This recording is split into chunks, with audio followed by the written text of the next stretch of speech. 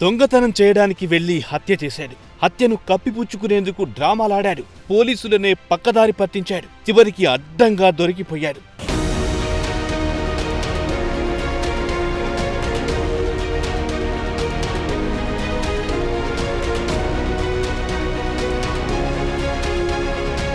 కూకట్పల్లి బాలిక సహస్ర హత్య కేసులో పోలీసులు కీలక విషయాలను వెల్లడించారు. బాలుడే హత్య చేశాడని అన్ని ఆధారాలున్నాయని తెలిపారు. దొంగతనం కోసం నెల రోజుల ముందే ప్లాన్ చేసినట్టు వెల్లడించారు. బాలిక హత్యకు వాడిన కత్తిని కూడా స్వాధీనం చేసుకున్నట్టు స్పష్టం చేశారు. ఓ క్రికెట్ బ్యాట్ దొంగతనం చేసే క్రమంలో ఈ దారుణం జరిగిందని పోలీసులు స్పష్టం చేశారు.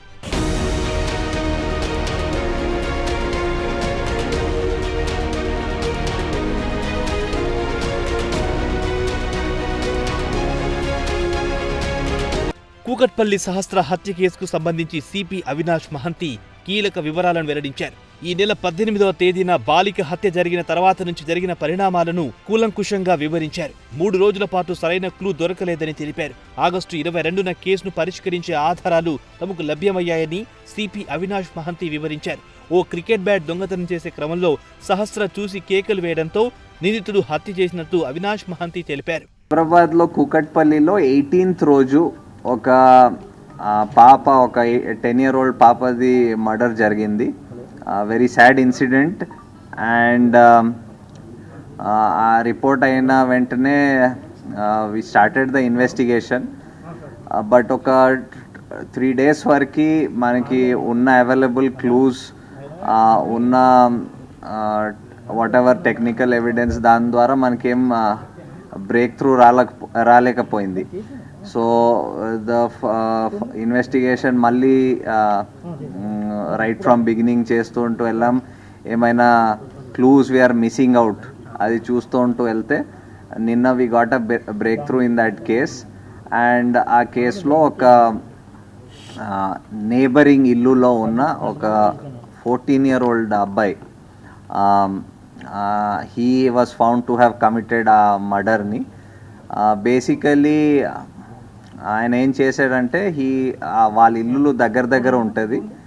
సో వీళ్ళ టెర్రస్ నుంచి వాళ్ళ టెర్రస్ వరకు విదౌట్ ఎనీ ప్రాబ్లం వెళ్ళిపోవచ్చు, దూకి వెళ్ళిపోవచ్చు.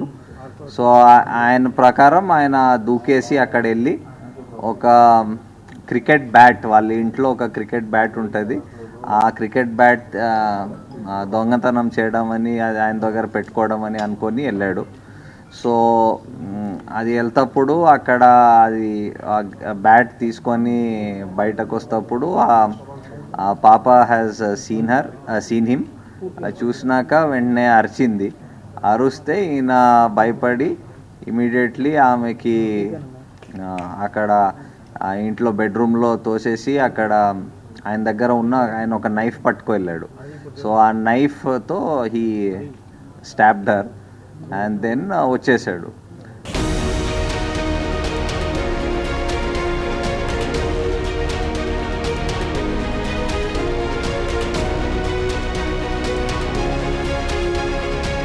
సహస్ర హత్య జరిగిన రోజున నిందితుడు కొన్ని నిమిషాల పాటు బిల్డింగ్పై సంచరించిన విషయం తమకు తెలిసిందని బాలానగర్ డీసీపీ తెలిపారు. ఈ విషయం మరో బాలుడు చెప్పడంతో కేసులో పురోగతి లభించిందని ఆయన వివరించారు. బాలుడి మీద కూడా అనుమానం వచ్చింది మాకు.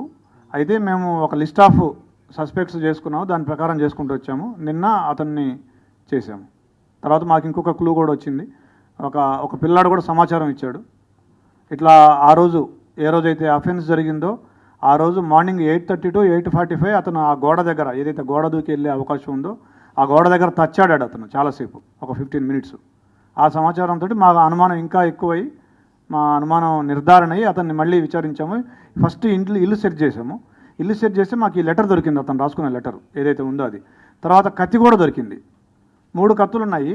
ఏ కత్తి అంటే, సార్ నల్ల కత్తి, నల్లపిడి ఉంటుంది, దానికి అంచు నల్లగా ఉంటుందని అతనే చెప్పాడు. ఆ కత్తి తీసుకొస్తే ఇదే అని చూపించాడు.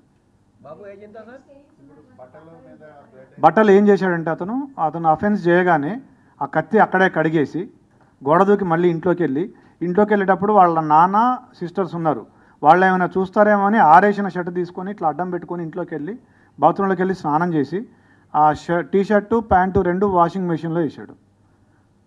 But we found some slight blood on the clothes. We have called a special investigation team, forensic team. వాళ్ళు స్పెషల్ లైటింగు, స్పెషల్ స్పెట్స్ వాడి they are able to found it. I also have seen it.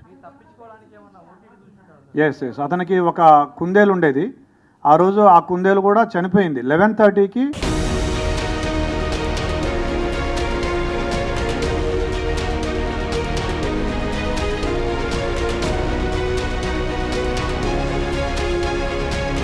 మరోవైపు బాలిక సహస్ర తండ్రి నీతుడిపై మండిపడ్డాడు. ఆ అబ్బాయికి కొంచెం కూడా భయం లేదని, అతనికి ఉరిశిక్ష వేస్తేనే నా కూతురు ఆత్మశాంతి కలుగుతుందని పేర్కొన్నాడు.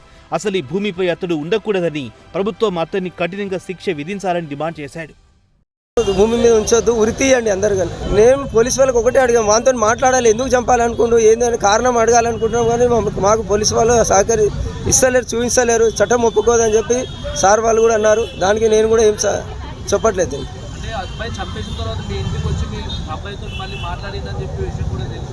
లేదు, ఇది చాలా తప్పు, ఇది చాలా తప్పు ఇది అనుకో. మీరు ఏదేదో అడుగుతున్నారు కానీ ఇది చాలా తప్పు.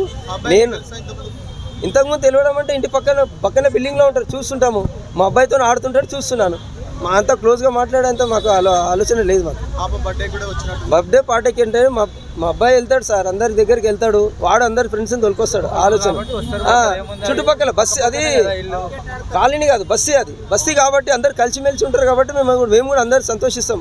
పిల్లోడు అందరితో ఆడుకుంటూ చేస్తుండని చెప్పి మేము కూడా సంతోషిస్తాం. కానీ తిట్టలేము కదా సార్, మనం చిన్నోని ఎట్లా తిడతాం, వెళ్ళకరా అవి అని చెప్పలేము కదా.